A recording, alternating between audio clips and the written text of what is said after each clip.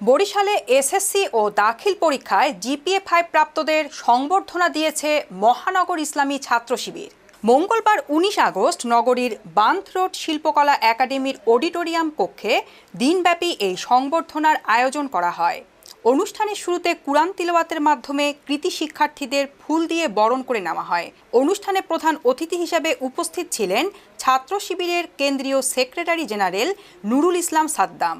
এতে আরও উপস্থিত ছিলেন কেন্দ্রীয় ক্রীড়া বিষয়ক সম্পাদক হারুনুর রশিদ রাফি, বরিশাল মহানগর জামাতের অ্যাসিস্ট্যান্ট সেক্রেটারি মোহাম্মদ আতিকুল্লাহ, কেন্দ্রীয় প্রচার সম্পাদক কামরুল হাসান, সাবেক কেন্দ্রীয় ক্রীড়া বিষয়ক সম্পাদক জাফর ইকবাল, বরিশাল মহানগর ছাত্র শিবিরের সাবেক সভাপতি শাহ জালাল, মহানগর ছাত্র শিবির নেতা হাসান নাইম সহ আরও অনেকে।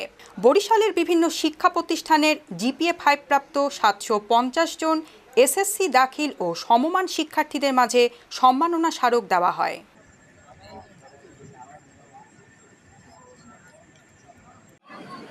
এই দেশের জন্য আজ তোমাদের বড় প্রয়োজন, তাই তো শিবির করেছে এই মহৎ আয়োজন।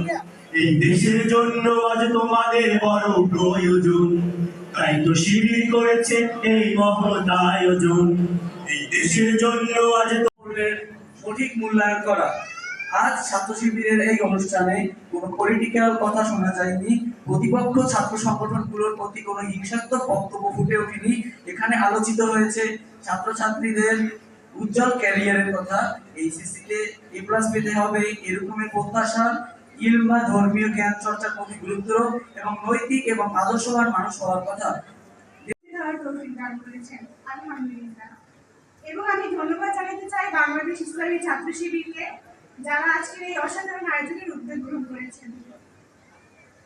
আজকের এই আনন্দঘন মুহূর্তে আপনাদের সামনে দাঁড়াতে পেরে আমি সত্যি খুব গর্বিত এবং কৃতজ্ঞ।